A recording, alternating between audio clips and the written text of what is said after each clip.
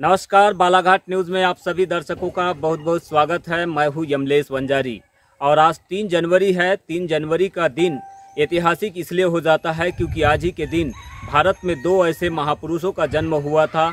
एक की वजह से शिक्षा के क्षेत्र में महिलाओं को शिक्षा से जोड़ने का काम हुआ, तो दूसरे महापुरुष थे जयपाल सिंह मुंडा, जिनकी बदौलत आदिवासियों के अधिकार संविधान में इनकॉर्पोरेट हुए, जिसे हम 5वीं अनुसूची के तौर पर जानते हैं।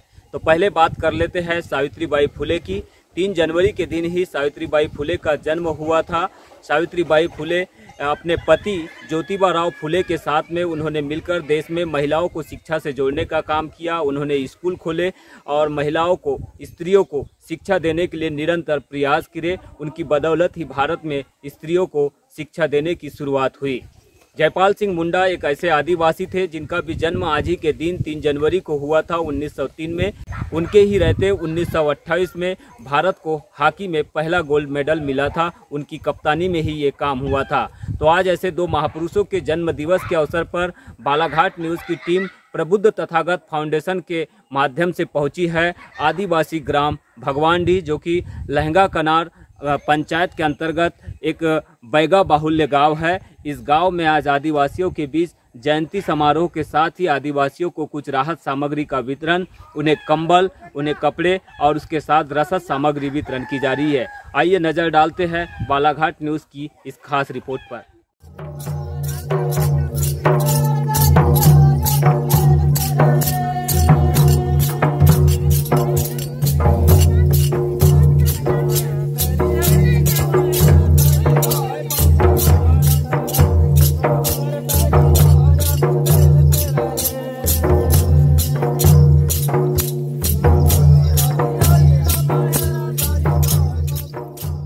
प्रबुद्ध तथागत फाउंडेशन बोरी लालबर्रा के द्वारा आज दक्षिण बैहर के बैगा बाहुल्य भगवानडी में शिविर का आयोजन किया गया।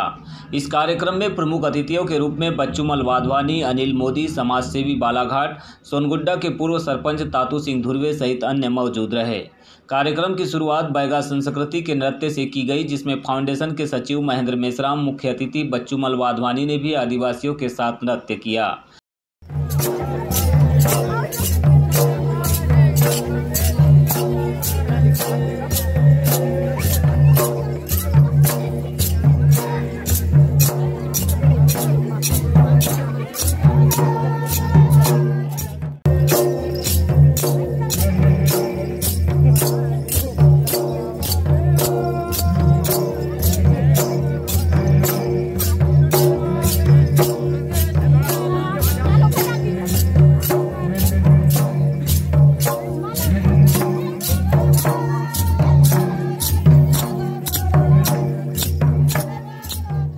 इसी कड़ी में ग्रामीणों के द्वारा अतिथियों का पुष्पहार से स्वागत किया गया।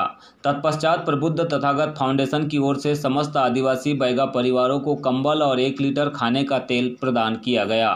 साथ ही मुख्य अतिथि बच्चूमल वाधवानी के द्वारा अपने पिता की स्मृति में छोटे बच्चों को कपड़े, मोजे और ओसवाल कंपनी की इनर प्रदान की गई।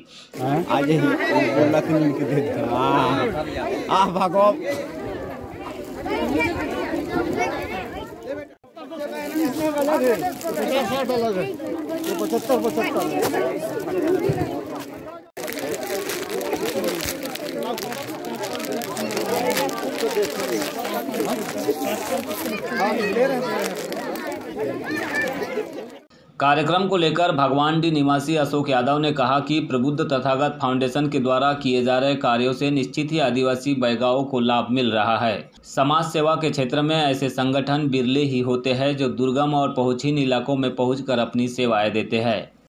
प्रबुद्ध तथागत फाउंडेशन लालबर्रा बोरी, और मैं इसके बारे में यही कहना चाहूँगा कि ये समाज के लिए एक बहुत सराहनीय कार्य है और ऐसे समाज सेवी बहुत ही विरल मिलते हैं। और ये मुझे ज्ञात हुआ है कि लगातार कई वर्षों से जो आदिवासी बैगा जनजाति हैं उनकी सेवा के लिए तत्पर, और मैं कई बार इस कार्यक्रम में भी शामिल हुआ हूँ, तो मुझे एक ऐसा फील हुआ है कि बहुत ही ये सराहनीय कार्य है बैगा आदिवासियों के लिए।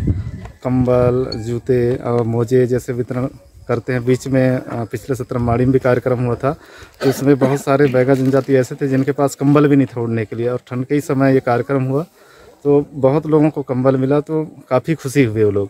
और मैं अंत में यही कहना चाहूँगा कि जो प्रभु तथागत फाउंडेशन लाल बर्रा बोरी है, और इनको बहुत बहुत धन्यवाद देना चाहता हूँ कि ये समाज के लिए एक सराहनीय कार्य कर रहे हैं।